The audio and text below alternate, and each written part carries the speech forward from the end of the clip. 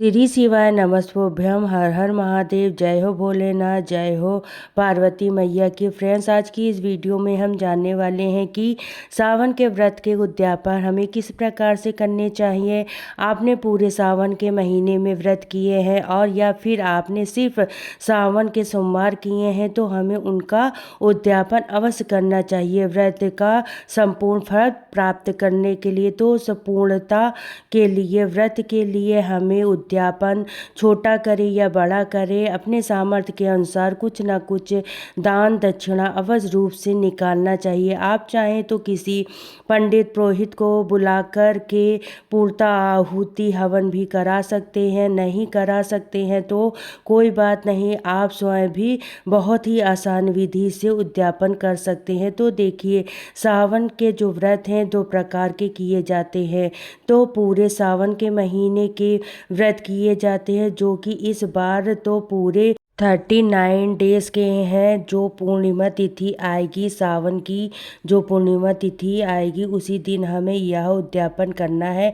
और अगर आप सावन के सोमवार रखते हैं व्रत, तो आज जो लास्ट सोमवार आएगा उस दिन आपको यह उद्यापन करना होता है। तो यहाँ पर देखिए, हमने पंडित और पंडिताइन को कराना है। उन्हें हो सके तो उन्हें उस दिन भोजन अवश्य कराएं, अपने घर में बुलाएं। यदि घर में नहीं बुला सकते हो तो भोजन इसके साथ आप इस दान दक्षिणा के साथ में उन्हें घर पर पहुंचा दे। कच्चा सीधा अवश्य रूप से निकाले। अन्न धन वस्त्र, इस प्रकार से ये तीनों चीज अपनी सामर्थ्य के अनुसार थोड़ी थोड़ी अवश्य दान करें। सावन का महीना भगवान भोलेनाथ को समर्पित महीना होता है। इस महीने में भगवान भोलेनाथ का और माता पार्वती का, शिव पार्वती परिवार का भी पूजन किया जाता है। तो इस दिन माता के लिए श्रृंगार का सामग्री आप जरूर से निकालें। चाहे आप स्त्री हैं, पुरुष हैं या फिर आप कुंवारी लड़की हैं, बच्चे हैं, तो श्रृंगार की सामग्री आपको सामर्थ्य के अनुसार जरूर पार्वती माता को भेंट करें। पहले या जो हम दान दक्षिणा है ना अपने पूजा में रखेंगे, उसे मिनस देंगे। हाथ में जल लेकर संकल्प ले ले और जल घुमाकर हमें दान का संकल्प लेकर इसे किसी भी जरूरतमंद को या फिर मंदिर में दान दे सकते हैं। इस प्रकार से हरी चूड़ी, लाल चूड़ी, मेहंदी, बिंदी, लिपस्टिक, नेल पेंट, इत्र या परफ्यूम दे सकते हैं। रबड़ बैंड हो गया, हेयर हो गया, पिन हो गया, सिंदूर, महावर और ब्लाउज पीस भी दे सकते हैं। यदि आप साड़ी या कोई भी बड़े कपड़े सूट नहीं दे सकते हो तो आप ब्लाउज पीस भी दान में दे सकते हो। इस प्रकार से जब आप पंडित पंडितानी इनको आप अपने घर में आमंत्रित करके भोजन के लिए, तब भी आप इस दान पुण्य को दे सकते हो।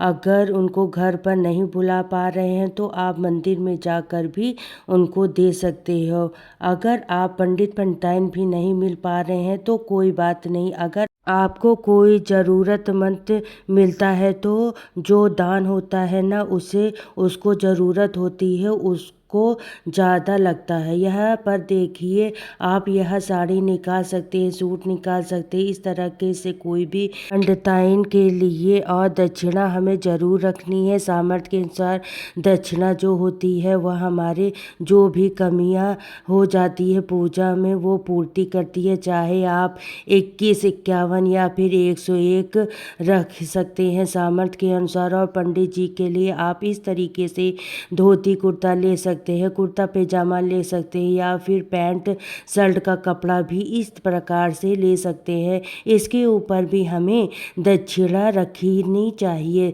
दोनों को अलग अलग दक्षिणा देनी है अपने सामर्थ्य के अनुसार। और देखिए, दान यदि आप किसी ज़रूरतमंद को करते हैं तो ज़्यादा पुण्य प्राप्त होता है, क्योंकि देखिए पंडित जी के पास तो काफ़ी आते रहते हैं इस तरीके की चीज़ें। और अगर कोई गरीब ब्राह्मण होता है, उसको यदि हमें यह सब दान देते हैं, कोई गरीब सुहागन स्त्री होती है उनको यह हम दान देते हैं, तो बहुत ही ज़्यादा हमें पुण्यों की प्राप्ति होती है। कोई भी शिव भक्त हो, कोई भी चाहे, देखिए वो ऐसी अवश्य नहीं है कि वो ब्राह्मण ही होना चाहिए। जाति से कोई भी शिव भक्त यदि हमारे दान की कई सामग्रियों को प्रयोग में लाता है अपने लिए, तो हमारे पुण्य जो है हमारे 1000 गुना बढ़ जाते हैं। तो यदि कोई भी गरीब व्यक्ति है जो शिव भक्त है, कोई भी, उसे आप कोशिश करें कि ध्यान दें। इस प्रकार से दान की सामग्री है, पेन शर्ट है। इसके अलावा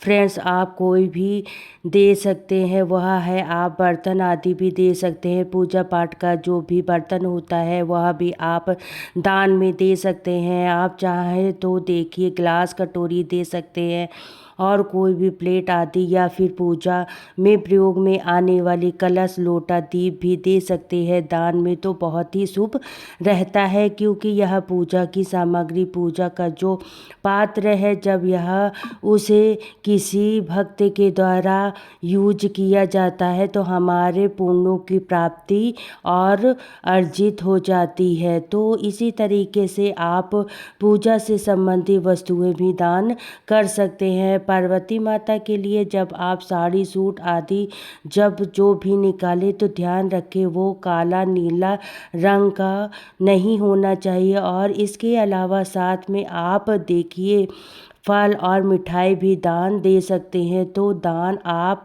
सामर्थ्य के अनुसार किया जाता है, किसी की देखा देखी आप दान ना करें, अपने सामर्थ्य श्रद्धा के अनुसार दान करें। तो इसी तरीके से यदि आपने पूरे सावन के महीने में पूरे व्रत किए हैं, तो ये आप डेली या 30 दिन का, जितने भी दिन का सावन होता है, यदि पूरे महीने आपने व्रत किए हैं, तो अंतिम दिन यानी को पूर्णिमा, सावन पूर्णिमा के दिन हमें यह सब दान पुण्य निकाल करके मिनस करके हमें दान दे देना चाहिए। किसी भी जरूरतमंद व्यक्ति को आप अगर अपने सावन के सोमवार के व्रत किए हैं, तो भी आप अंतिम सोमवार को, सोमवार के दिन ही आप इसी प्रकार से भी आप पूजा पाठ करके और इसी तरीके से जितना भी हो सके दान पुण्य आप निकाल करके उसे दान करें। नहीं तो नहीं कर पा रहे हैं तो आप कम से कम प्रसाद आप अवश्य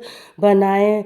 फल बांट सकते हैं, मिठाई बांट सकते हैं, कोई भी 1.25 किलो वस्तु आप बांट सकते हैं। सावन के महीने में दूध दही का त्याग किया जाता है, हरी सब्जी का त्याग किया जाता है, तो आप इनका भी दान कर सकते हैं। दूध से बनी खीर आप अवश्य ही दान करें, क्योंकि सावन में खीर का भी बहुत ही पुण्य होता है। तो फ्रेंड्स उम्मीद करती हूँ कि वीडियो आपके लिए बहुत ही यूजफुल रहा होगा। वीडियो थोड़ा सा भी यूजफुल लगा हो तो वीडियो को लाइक करिएगा, चैनल को सब्सक्राइब कर लीजिएगा, वीडियो को ज़रूर से शेयर करिएगा, कमेंट बॉक्स में कमेंट अवश्य कर लीजिएगा। फ्रेंड्स फिर मिलती हूँ नेक्स्ट वीडियो में, तो सभी को हर हर महादेव, हर हर बोले।